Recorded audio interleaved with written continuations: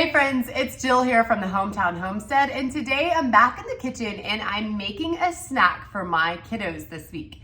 And I often field questions about how in the world I feed 5 kids, 3 meals a day at home, and keep the grocery budget in check. And I found that the best way to do that is to quit buying anything processed as far as snacks go or anything else of the kind. So what we've been doing lately is making our own jerky.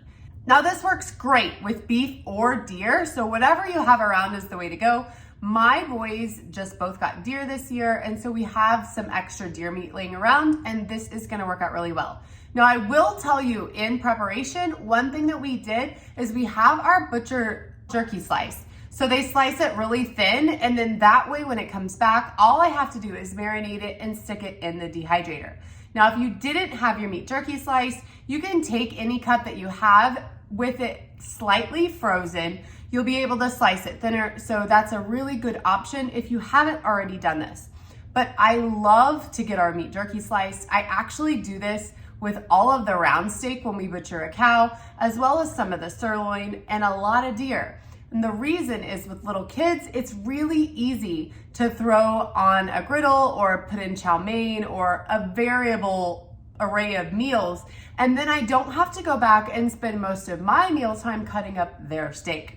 So keep jerky slicing in mind when you go to butcher your next animal, because it really makes all the difference in the world on cook time, as far as how it cooks up really fast and how the meat itself is actually utilized in the kitchen. So now to get started. So I have here, 5 pounds of jerky meat, and we're only gonna do half of that right now, so I have my recipe cut down. But first thing we're gonna do is go ahead and I'm gonna get my marinade in the pot, and then after that I'm gonna pull some of that meat up and show you just how thin it is and how to put it in. So I have a lot of stuff going in here. The first thing is a liquid smoke. Now there are a lot of different kinds of liquid smoke. This is just one that my local grocery store had. So it's 3 tablespoons of liquid smoke, 1.5 cups of Worcestershire sauce, and 1.5 cups of soy. Now at my house, we have a kiddo that's gluten sensitive, so I have a gallon of Bragg's liquid aminos, and I really love that it basically imparts the same exact flavor without any of the gluten that comes in soy sauce. Okay, so now that I have those first ingredients in the pot, I want to show you the rest of the seasonings.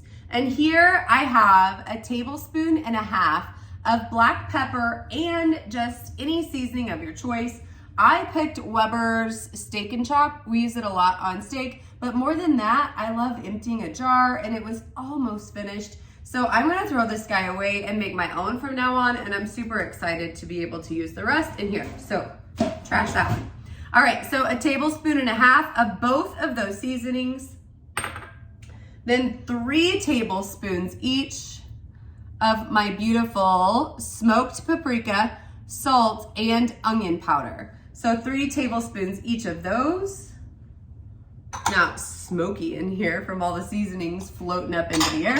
The next thing that you wanna do is just blend this all up and get it really incorporated well, so that when you put the meat in, you're not getting a big chunk of one seasoning over the other. Now you don't have to have this meat just swimming in the sauce, because you can actually just come in, stir it up, and make sure the marinade's going a lot further than just the amount that's sitting in there. Okay, now it's time to pull up my sleeves and get dirty. So probably my cue to put on an apron, but I don't seem to take my my own advice very easily. All right, so let's see what we got here in the bag. I actually haven't pulled out any, oh yeah, this is gonna be good. Okay, so when I'm talking about jerky slice, this is the texture and the size of the meat that we're getting, and it goes into my dehydrator super well and comes out rather fast. If you don't have a dehydrator, you can still make your own jerky in your oven just by setting it really low and putting a wooden handle in the oven door to crack it and keep it open a little bit so it stays even lower than what the lowest setting typically is on an oven. That's actually how we made all of the jerky at my house growing up from the deer that my dad and my brothers used to get. So it definitely does work. But we didn't have these nice slices. We butchered it all ourselves. I shouldn't say we. They butchered it all. I didn't really do much of that. Okay, so continuing here, see, you can see some of these pieces are still attached a little bit. I'm just gonna go through and pull apart anything that needs to pull apart and get this in the marinade. You can marinate this for as little as a couple hours, as long as overnight, just depending on how intense you want the flavor. Now my kids will go through as much of this jerky as I will let them over the next couple days. This definitely will not last a week. Usually when I do a small batch, it doesn't even like make it out of the dehydrator because they go in and they start testing it, and before long, it's almost empty. So I'm hoping that doing this large batch, I'm actually gonna have enough to get a few days through the week. All right, now I have in about half of the bag. I've still got some of it's a little bit frozen inside, but that'll be just fine. Okay, I'm gonna just get my hands in there and massage it in. And actually this amount of marinade is coming in really well. And I know it's hard to see in your light right now, it looks like, but I will pull the camera down closer and show you in just a minute. But you wanna massage all the meat, get it nice and covered. Then I'm gonna pop this lid on and we will put it in the fridge. When you go to the store to buy jerky, it's like $13 or $15 a bag now, and you hardly get any. So being able to make this at home is a really fabulous way to increase protein, to give your kids a healthy snack, and to not spend a bunch of money. Fabulous way to use your deer, and a fabulous way to extend your budget. Okay, now before I pop the lid on, I wanna show you down inside my bowl so you can see exactly what I'm looking at and know what it's gonna look like when you are making your own jerky at home. So here we go. This is what I have. It's not completely covered, but it is rather full. And I will come in and turn this in a little bit and make sure it's fully covered, and those pieces that are on top make their way to the bottom. But for now, this is gonna be perfect. So lid on in the fridge for a couple hours, and then we will be back. Now that the jerky has been marinating in the fridge, it's time to take it out and get it placed on my dehydrator trays. But before I do that, I wanna show you how my family used to dehydrate when I was little before we had an awesome setup like I do now with my dehydrator. Now this is not a clean process. It's not clean in your oven. It's not clean in your dehydrator. So just plan on being dirty. So in preparation for that, I would go ahead and line the bottom of your oven with some kind of aluminum foil or silicone tray or something for easy cleanup. So to get started with the oven, you wanna grab some toothpicks and your meat. And you're gonna take one of your marinated pieces, stick the toothpick right through the middle. And I'm gonna jump over here because this is over my sink. So you stick your toothpick right through the middle, and then you're gonna hang this from your oven rack. So now I have you over here at the oven, and I wanna show you how we used to hang this up. And I moved my oven rack to one of the top positions. Reason being, your jerky, depending on length, needs room to hang. I just have a plastic cutting board down here right now because I'm not using my oven to dehydrate, but I wanted to catch any of the drippings from the marinade on that instead of on my oven. So you're gonna pull your rack out, and I brought my piece of jerky that's already hanging over. You're just gonna slip it right through the cracks. And like I said, not a clean process.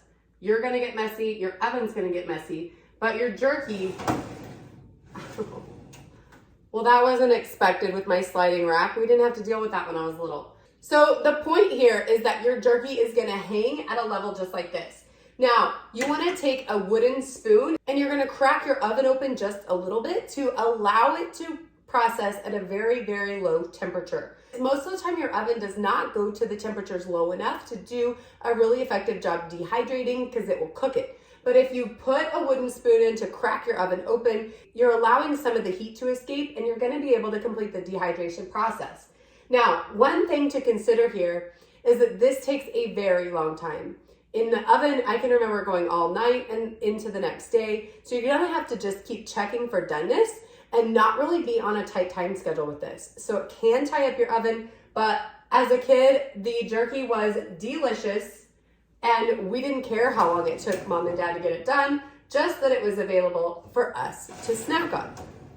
So now that I've showed you this, I'm gonna jump back up and we'll go over the steps for the dehydrator. Okay, so at this point, what I'm doing is I have my dehydrator tray here and I put a silicone sheet under it just to catch any drippings. Then I put 2 sheets of paper towels.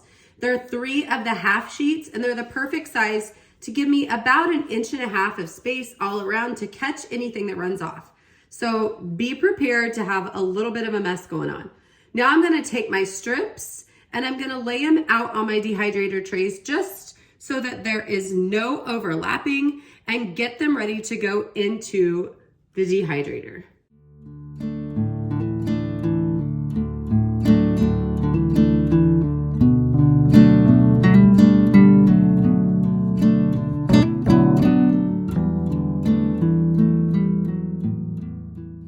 Okay, so now I have the trays ready to go in the dehydrator, and that's also my cookbook shelf up there behind me. And I wanted to show you my favorite cookbook for dehydrating because it covers jerky in this book. It tells you what to do for dehydrators as well as traditional ovens. So if you're looking for a good book on dehydrating, whether that be fruits, vegetables, jerky, or anything of the kind, The Beginner's Guide to Dehydrating Foods is a really, really good one, and I think you'll like it on your shelf.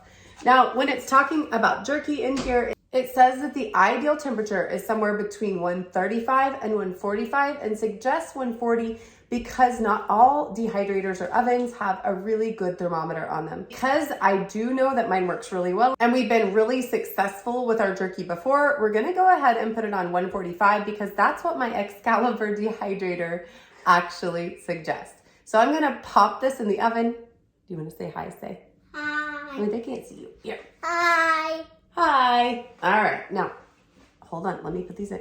So now I'm gonna pop this stuff in the dehydrator and we'll get it going. Now, I have an Excalibur 9 tray, so I could have done way more jerky, but you just pop the front off, whether you have the glass or the regular, and I have one of the silicone sheets down on the bottom, just like I mentioned in the oven before. I'm gonna put these right toward the middle, separate them out just a little bit, pop the lid back on, and crank the knob to 145. Now we'll come back and check on this in a couple hours and see how we're doing, but I really think this one's gonna take closer to 4 hours because that meat was actually not sliced as thinly as I typically get.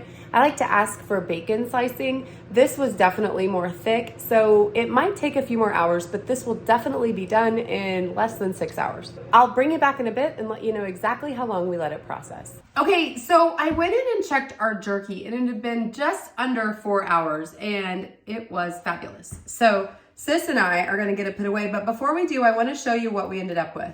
So we have these big, nice pieces of jerky and they're still pliable, they're not crunchy, and they are gonna make a great snack. And this little lady likes her jerky, don't you, sis? She's already asking if we can make more tomorrow. So while I had hopes that this might last several days, maybe not, if she has anything to say about it. So to finish it up, we're gonna go ahead and just tuck it in some mason jars and put a lid on to keep it airtight. In the dehydrating book, it does say not to plan on jerky lasting more than 6 months. So make sure that what you're making up is something that you're not planning to keep around longer than that. At our house, there's no way that's a concern. So sis, you wanna go ahead and put them in the jar for me? Yeah. The other thing to keep in mind, if you're making this in a traditional oven, you are gonna need to plan for about double the amount of time, but make sure to check it all along the way because you wanna hit that sweet spot before it gets too done. So if content like this is something that's interesting for you at your house, make sure to hit the subscribe button because we plan to continue to upload content like this soon. Thank you all for stopping by. We appreciate you and we'll see you back soon. Can you tell them bye? Tell them bye. Bye. Say bye, Jen. Bye.